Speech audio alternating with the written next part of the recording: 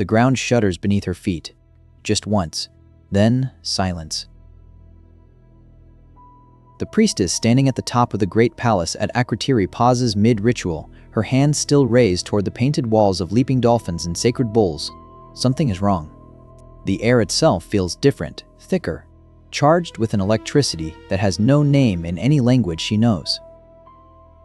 Across the glittering Aegean, on the horizon where sky meets sea, a column of dark smoke has begun to rise from the island they call the Sacred Mountain, slowly at first, then faster, then with a fury that makes the gods themselves seem small.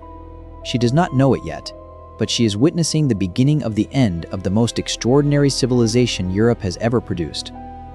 To understand what is about to be lost, we must travel back, not centuries, but millennia, to a time when the rest of Europe was still a patchwork of scattered tribes, when the great forests of the continent sheltered communities that had barely begun to dream of cities.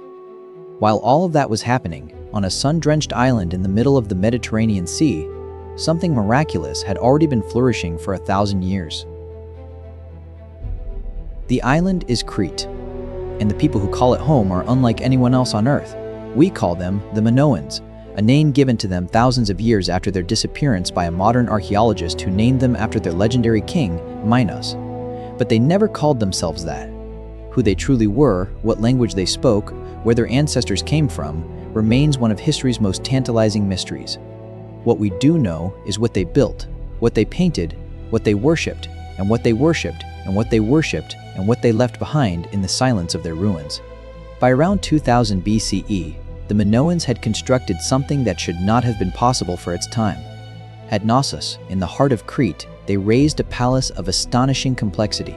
A sprawling labyrinth of interconnected rooms, grand staircases, storage magazines, and ceremonial halls covering more than 13,000 square meters. It had running water. It had drainage systems. It had frescoes of breathtaking beauty covering its walls, images of young men and women leaping over the backs of charging bulls, of women in elaborate tiered skirts with their hair intricately braided, of landscapes bursting with flowers, birds, and sea creatures rendered with a naturalism that would not appear again in European art for another 15 centuries. This was not a fortress. There were no massive defensive walls around Knossos, no watchtowers, no military architecture of the kind that defined every other great civilization of the ancient world. The Minoans, it seems, did not fear invasion. And why would they? Their fleet of ships commanded the Aegean Sea. Their trade network stretched from Egypt to the coast of what is now Turkey. Their merchants carried copper, tin, pottery, and precious oils across waters that most people of that era would never dare to cross. The Minoan world was a world of abundance, of beauty, of a sophistication that still astonishes the archaeologists who study it today.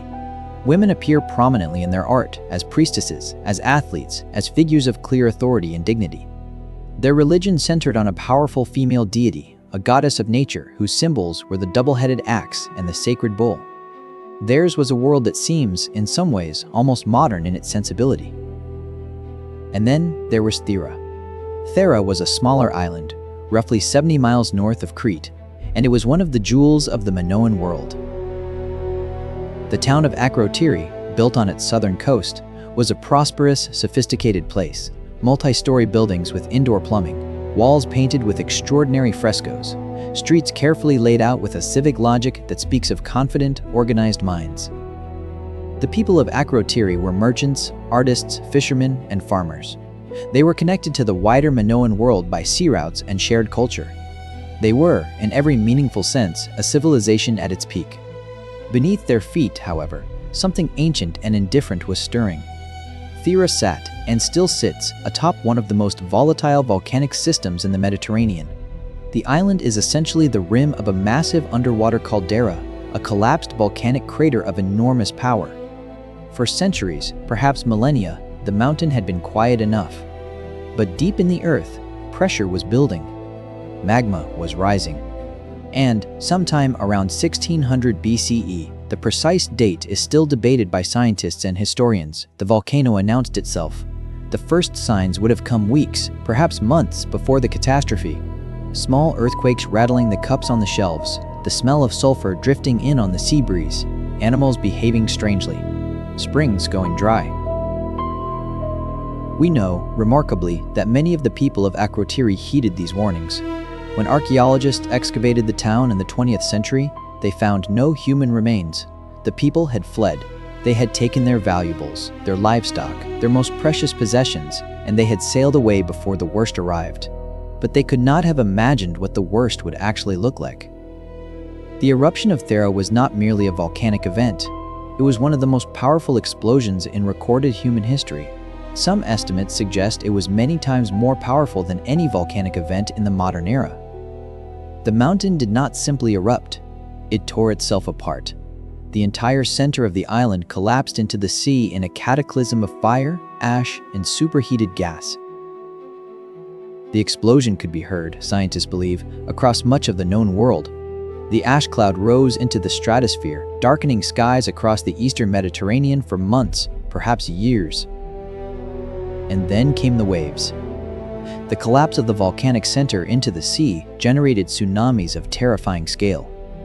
Walls of water, some estimates suggest reaching heights of dozens of meters in certain coastal areas, radiated outward from Thera in every direction. They struck the northern coast of Crete with a force that no human architecture was built to withstand. The great harbors of the Minoan world, the docks where their magnificent ships were moored, the warehouses where their trade goods were stored, the coastal towns where their merchants lived, were swept away. Back on Crete, the survivors of the waves looked up to find the sky had changed color. A vast cloud of volcanic ash was drifting southward, blotting out the sun, settling on fields and orchards and olive groves like a gray blanket of death. Crops failed. The harvest that year, and perhaps the next, was catastrophic. A civilization that had fed itself through careful agriculture and maritime trade suddenly found both of those lifelines severed. What happened next unfolded slowly, over decades, but its direction was inexorable. The Minoans did not vanish overnight. The palaces were rebuilt, or at least repaired. Life continued in some form. But the eruption had shattered something more fragile than stone. It had broken the confidence, the economic power, and perhaps the spiritual certainty of a civilization that had never truly known catastrophe on this scale. And into that vulnerability stepped a new force from the north. The Mycenaeans were a Greek-speaking people from the mainland, a warrior culture whose values were in many ways the mirror image of everything the Minoans represented. Where the Minoans built palaces without walls, the Mycenaeans built fortresses. Where the Minoan world celebrated beauty and nature, the Mycenaean world celebrated conquest and power. For generations, the Mycenaeans had looked at the Minoan civilization with a mixture of admiration and desire. They had absorbed Minoan art, Minoan religion, Minoan trade practices. They had been, in many ways, students of the civilization they were about to devour. By around 1450 BCE, roughly a century and a half after the eruption, the Mycenaeans had moved into Crete. The great palaces fell, one by one. Knossos itself was taken and repurposed, its administrative records now written not in the still undeciphered Minoan script known as Linear A, but in an early form of Greek. The Minoans, as a distinct civilization, were absorbed, marginalized, and ultimately erased. The priestess who stood on that roof in Akrotiri, watching the smoke rise from the sacred mountain, could not have known any of this. She could not have known that the world she lived in, the world of leaping dolphins and sacred bulls, of powerful goddesses and fearless sailors, of beauty celebrated for its own sake, was about to become a memory. She could not have known that her people's greatest achievements would lie buried under meters of volcanic ash for 3,000 years, waiting for a future civilization to dig them up and wonder at them. And here is perhaps the most haunting question of all. The legend of Atlantis, the great civilization destroyed by the sea, preserved in the writings of the ancient Greek philosopher Plato, has fascinated the world for centuries. Plato described a powerful, sophisticated island nation, advanced beyond all others, swallowed by the ocean in a single catastrophic day and night. Scholars have debated for generations whether Atlantis was pure invention or the echo of a real memory. But what if it was neither fiction nor fantasy? What if Plato's Atlantis was, in some distorted form, passed down through generations of oral tradition, the memory of Thera, of Akrotiri, of a brilliant civilization that the sea had taken and that no one living in Plato's time could fully explain? We may never know. The Minoan script, Linear A, remains undeciphered. The Minoans cannot speak to us directly. They left us their paintings, their pottery, their architecture, their extraordinary vision of what human life could be. but not their words, not their stories, not their name for themselves. What they left us, however, is enough to understand that something irreplaceable was lost when that mountain tore itself apart above the blue Aegean. A world that had chosen beauty over walls, trade over conquest, and art over armor was consumed by the very earth it stood upon, and then finished off by a world that had made very different choices. The smoke still rises from Thera today.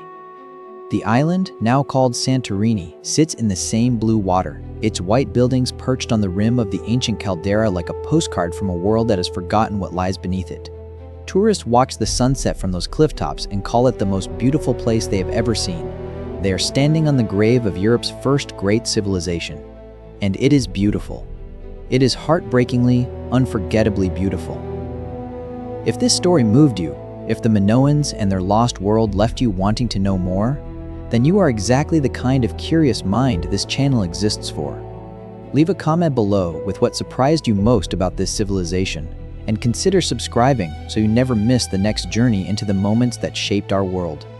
History is waiting, but the story does not quite end there, because the Minoans, even in their disappearance, left something behind that no volcano and no conquering army could ever fully extinguish. Consider the bull-leaping frescoes of Knossos. Those extraordinary images, young athletes of both sexes grasping the horns of charging bulls and vaulting over their backs, did not simply vanish from human consciousness when the palaces fell. They filtered into the mythology of the very people who conquered them. The legend of the Minotaur, the half-man, half-bull creature imprisoned in the labyrinth beneath the palace of King Minos, is almost certainly a Greek memory of Minoan bull worship, transformed by time and distance into something monstrous because it was no longer understood. What had once been sacred ritual became, in the retelling, a horror story. The conquerors could erase the civilization, but they could not erase the awe it inspired. And consider this: the agricultural techniques the Minoans developed, their methods of storing grain and oil in great clay vessels, their understanding of irrigation and terracing on the steep Cretan hillsides. These did not disappear either. They were absorbed by the Mycenaeans, passed on to the Greeks, and from the Greeks into the entire Western tradition of farming and land management. The Minoans fed Europe long after their own mouths had gone silent. Their artistic sensibility, that remarkable Minoan gift for rendering the natural world with joy and precision, traveled the same route. The graceful spiral patterns that appear in their pottery, the fluid lines of their painted figures, the sheer delight in color and movement that defines their visual culture, all of it seeped into the art of the ancient Greek world, and from there into the foundations of Western aesthetics. Every time a painter chooses to render a wave or a flower with genuine feeling rather than rigid formality, there is, somewhere deep in that impulse, a thread that leads back to a workshop on Crete 4,000 years ago. The Minoans remind us of something that history is sometimes reluctant to admit. Civilizations do not have to be built on conquest to be great. They do not have to raise armies and tear down their neighbors to leave a mark on the world.